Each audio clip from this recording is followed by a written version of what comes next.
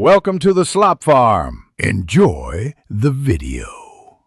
You start by locking down constraints that prevent rework. Set a 12-column grid with consistent gutters and margins so layouts scale predictably. Create 3 base frames, desktop 1440, tablet 768, mobile 375, and place core components inside them.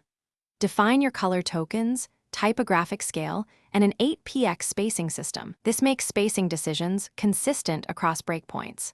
Once done, convert repeating elements to components and name layers clearly so you can now you construct components that actually respond.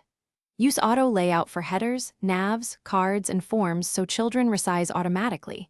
Think padding and hugging priorities. Set constraints on each element, left and right for full width, center for fixed content, and test resizing inside frames. Create variants for states like collapsed versus expanded or mobile versus desktop sizes, and link them with component instances. Make sure to preview resizing frequently, so components behave exactly as you expect across sizes. Finish by assembling pages with instances of your responsive components. Swap variants per breakpoint and wire up prototype flows to validate interactions and spacing transitions. Once pages are built, use the Inspect and Prototype Resize tools to simulate real devices and catch overflow or alignment issues. If something breaks, check auto layout padding, conflicting nested constraints, or fixed widths left on children. Fixing those usually restores fluid behavior.